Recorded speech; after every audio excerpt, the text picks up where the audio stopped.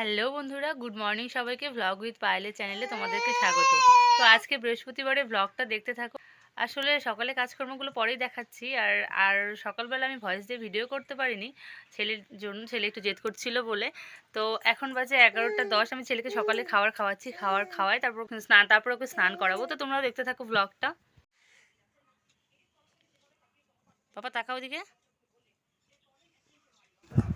সকালবেলা উঠেই প্রথমে একটু ছেলের সঙ্গে সময় না কাটালে তারপর আমি কাজকর্ম শুরু করতে পারি না। তো সকালবেলা উঠে রোজকার মতো ছেলেকে নিয়ে একটুখানি বসেছিলাম, তারপরে ওর কাজকর্মগুলো সেরে নিয়ে ওর সঙ্গে একটু বসে তারপরে বেরোই। সেটা যত সকালই হোক না কেন, আর সকালবেলা উঠে ওর ওই হাসি মুখটা দেখলেই সব কষ্ট দূর হয়ে যায়, মানে দিনটাই ভালো কাটে আর কি। তো দেখো, ব্রাশ ট্রাশ করে চা খেয়ে সকালে টিফিন নিয়ে ঘরে বসে খাচ্ছিলাম। আর সবাই করে নিয়েছিল, তো আমি টিফিন করছিলাম। আর এদিকে বিছানাপত্রের অবস্থা খারাপই ছিল, এখনও বিছানাপত্র অবস্থা ঠিক করা হয়নি। আগে খেয়ে নিয়ে তারপর কাজকর্ম শুরু করা যাক, তাই আগে টিফিনটা করে নিলাম। তো দেখো, খাওয়া দাওয়া সেরে বাকি যতটুকু বিছানাপত্র গোছানো কাজকর্ম ছিল আগে কিছুটা গুছিয়ে নিয়েছিলাম, আর কিছুটা বাকি ছিল সেগুলোই ঠিকঠাক করে নিচ্ছিলাম। ঠিকঠাক করে নিয়ে তারপর বাইরের কাজগুলো শুরু করে নেবো। আসলে ঘরটা আগে গুছিয়ে নিয়ে বেরোলে তারপর ঘরের কোনো টেনশন থাকে না, বাইরের কাজগুলো আরামসে হয়ে যায়। তো আমি এদিকে ঘর বিছানা গুছিয়ে নিচ্ছিলাম, ওদিকে তো ছেলে ওর ঠাদ্দার সঙ্গে খেলছিল। দেখো, ওর তো মানে খেলার সাথেই ঠাদ্দা আর কি। আর সব সময় তো ঠাদ্দার কাছেই বেশিরভাগ সময় থাকে।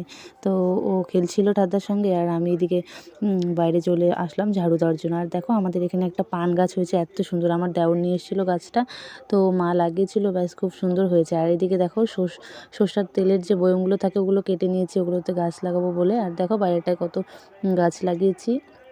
আর এই দুদিন তো রৌদ্র নেই, এই জন্য দেখো জামা কাপড় একদম ভর্তি। সব জামা কাপড় 2 দিন 3 দিন লাগছে শুকাতে। তো জমা হয়েছিল সব, সকালে উঠে মেলে দিয়েছিলাম, তারপরে চলে গেলাম ঝাড়ু দিতে। রোজ দিন মানে পাতা পড়ে, তো এই সাইডের গাছের ফিনিশিংয়ের পাতাগুলো পড়ে বলে ভালো করে ঝাড়ু দিতে হয়, তাই আর কি ঝাড়ু দিচ্ছিলাম। আর যেহেতু ফুল গাছগুলো আছে, একটু বেছে বেছে ঝাড়ু দিতে হয়। আর তোমরা তো জানোই, সামনে ডাঁটাও লাগানো আছে, দেখাবো আরেকদিন যে ডাঁটাগুলো একটু বড় হয়েছে। তো আমি ঝাড়ু দিচ্ছিলাম, চারিদিকটা সম্পূর্ণ ঝাড়ু দিয়ে তারপরে আবার ঘরে ঝাড়ু দেই আর কি। কোনো দিন বাইরে ঝাড়ু দিয়ে ঘরে ঝাড়ু দিই, আবার কোনো দিন ঘরে ঝাড়ু দিয়ে বাইরে ঝাড়ু দিই, মানে যেদিন যেটা ইচ্ছা হয় আর কি সেদিন। কোনো দিন মাও দেয়, দেয় না যে একদমই তা না, মাও কিন্তু দেয়। তারপর তো আমি দিচ্ছিলাম ঝাড়ু, সম্পূর্ণটা ঝাড়ু দিয়ে নিয়ে তারপর চলে এসেছিলাম ছেলের খাবার বানাতে। আসলে ওর তো টাইমলি খাবার দিই, সেটা তোমরা জানোই। তোমরা চাইলে আমি একদিন ছেলের সমস্তটা নিয়ে একটা ভিডিও বানাবো। তো ভেবেছি আর কি সেটা বানাবো, তো দেখা যাক কবে করি।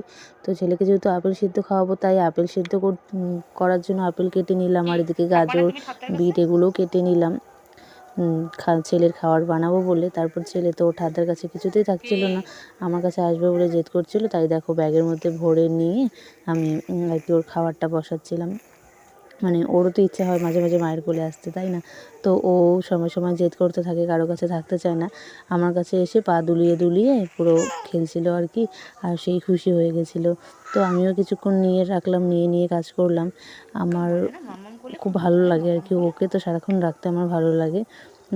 আর পাশের বাড়িতে 2-1টা ননাস আছে, ওদের ছেলেমেয়েরা এলেই মানে বাবুর কাছে আসবেই খেলতে সব সময়। আর পাশের বাড়ি কাকুর একটা মেয়ে আছে, ও আসলে আগে আসতো না, এখন ও আসে। আসলে আগে অনেককেই ডাকতাম, যখন একা ছিলাম তখন কেউই আসতে চাইতো না। আর বাবু আসার পরে সব বাচ্চা কাচ্চাগুলো এসে খেলতে থাকে একদম।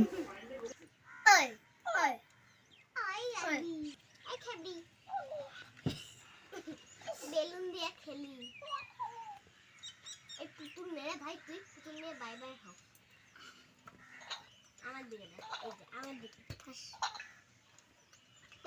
আরে ভাই, তুই তো দেখি এই ক্যাকটাস। আরে বাইরে দেখি কিছু করতে দিচ্ছে না।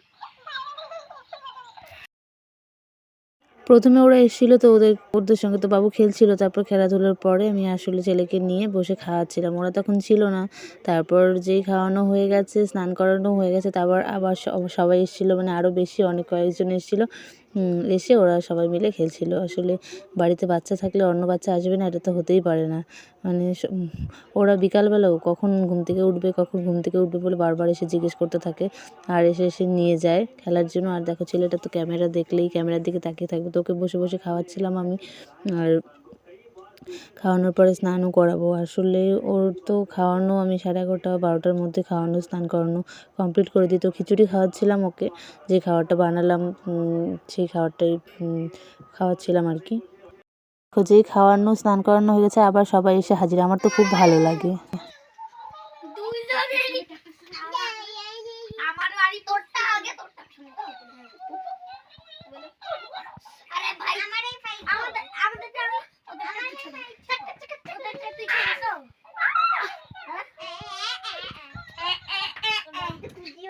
ডান্সিং ক্যাক্টাসটাকে হ্যালো ডান্সিং ক্যাক্টাস ওই